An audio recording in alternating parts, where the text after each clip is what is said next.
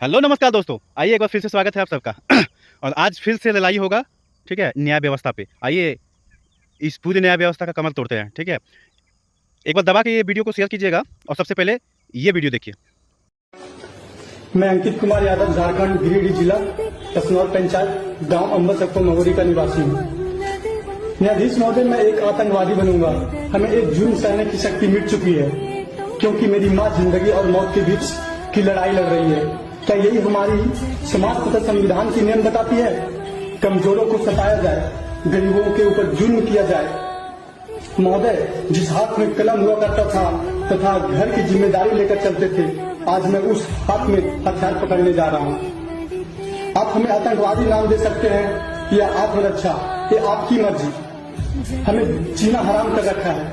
आप देख सकते हैं मेरी माँ की हालत। जब इस दुनिया में मेरी माँ ही नहीं रहेगी तो हम जीकर क्या करेंगे? हम अपनी माँ का एक एक आंसू का बदला लेंगे, चाहे हमारी मृत्यु क्यों न हो जाए। मैं एलवी शहीद भगत सिंह जी गैंग से निवेदन करता हूं कि तथा हमें वीडियो देख के कैसा लगा आप सबको? ये लड़का ऐसा क्यों बोल रहा है? आखिर क्या इसके साथ ऐसा घटना घटा होगा जो ये खुद बोल रहा है कि हम आतंकवादी बनना चाहते हैं?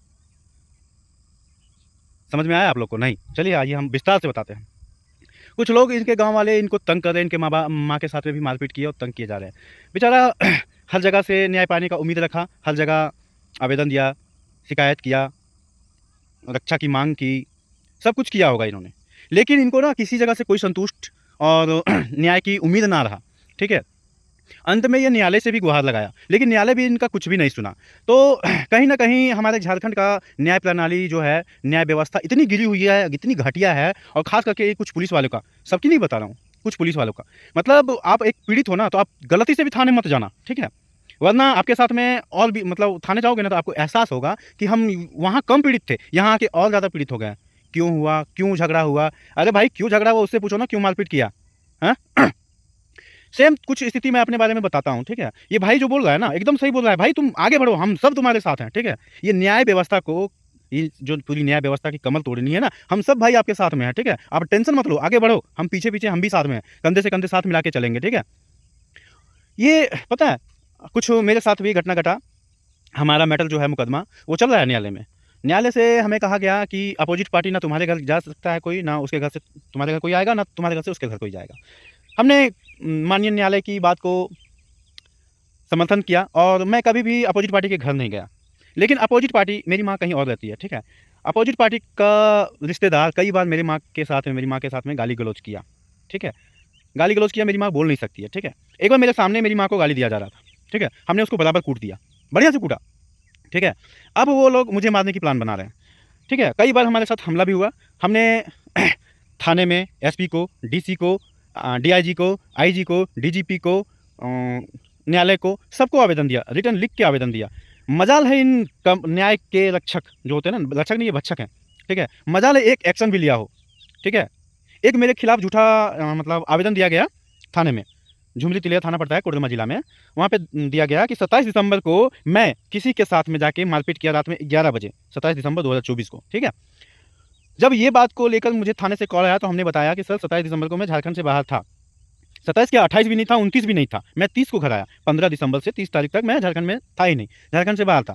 उन ऑफिसर का कहना क्या है कि तुम्हारे पास क्या सबूत है? भाई तो जो कंप्लेन लिखा है उसके पास क्या सबूत है कि मैंने उसको मारा? कोई वीडियो, कोई फोटो, मेरा मोबाइल लोकेशन बताओ? नहीं, कुछ भी नहीं। अब वो ऑफिसर मेरे साथ बदतमीजी किए, फिर हमारा कुछ परिचय होने के कारण वो शांत हो गए, ठीक है। लेकिन मेरा ये कहना है कि जब आप आवेदन लेते हो तो विस्तार से जांच पड़ताल नहीं करते हो। हमने वही आवेदन का जांच पड़ताल का पूरा समीक्षा, मतलब समीक्षण का एक आरटीआई लगा के हमने मांग किया।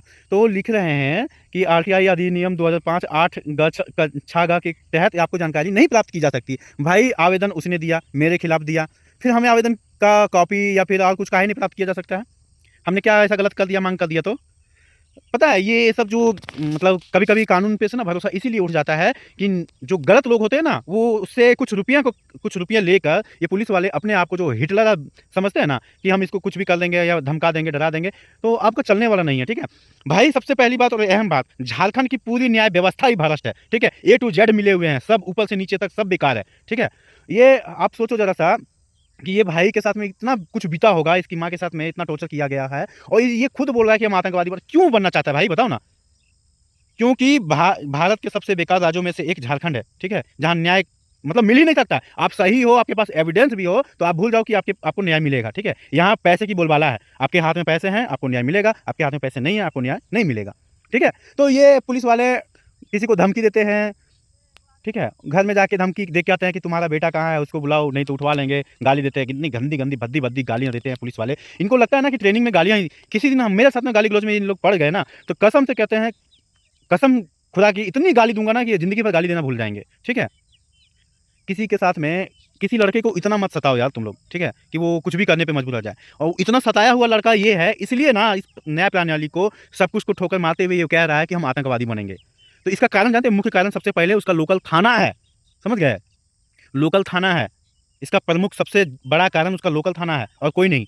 अरे पुलिस वाला चाहे ना तो कोई गुंडा, कोई भी अपराधी इतना सा अपराध नहीं कर सकता है, ठीक है, अगर पुलिस वाला टाइट हो तो। लेकिन पुलिस वाले क्या मतलब है यार, क्या अपराधियों को क्यों करेगा, अपराधी उसको मोटा रकम देते हैं, वो चुपचाप शांत बैठते हैं, जाओ। अगर कोई एक निर्दोष बेसहारा गरीब अगर उसके पास आवेदन लेके भी पहुंचे ना, अरे अच्छा ठीक है हम बुला लेंगे, 2-4 दिन के बाद बुला लेंगे, 3 दिन के बाद, परसों, अच्छा हम परसों बुलाएं उसको, आएगा वो, कहीं नहीं आएगा। और परसों ले लिया, बात खत्म। फिर तुम जाओगे, सर क्या हुआ, अरे जाओ उसको हम समझा दिए हैं, कुछ नहीं होगा जाओ। और फिर घर जाओ, फिर वही ड्रामा, फिर आवेदन लेके जाओ, सर हम परसों में समझाए थे तुमको ही कुछ नहीं करेगा, फिर काहे झगड़ा हो गया, काहे झगड़ा हो गया उसको पूछो ना यार। एकदम भाई वीडियो को दबा के शेयर कीजिएगा, और एकदम जो है ना, इन न्याय प्रणाली को, अगर ऐसे न्याय व्यवस्था है ना, तो मैं कहता हूँ कि न्याय ना ही हो अच्छा है, ठीक है, सबको छोड़ दो। अरे संविधान के विपरीत में, जब संविधान को आप नहीं मानोगे तो हम क्यों मानेंगे, बताओ, हमें क्यों पड़ी है, आप संविधान के खिलाफ जाओ और हम संविधान को मान के बैठे हैं, ऐसा नहीं है, ऐसा हमारा जमीर नहीं है। अब हमें कोई ऐसे छुएगा ना तो उसकी बैंड बजाऊंगा बढ़िया से, ठीक है। और अब किसी में हिम्मत है ना तो गाली गलौज करके देखे या ऐसे टच करके देखे, माँ कसम खा के कहता हूँ, ठीक है, BNS की धारा 34 को यूज़ करते हुए ना उसको ख़त्म कर देंगे। जय हिंद।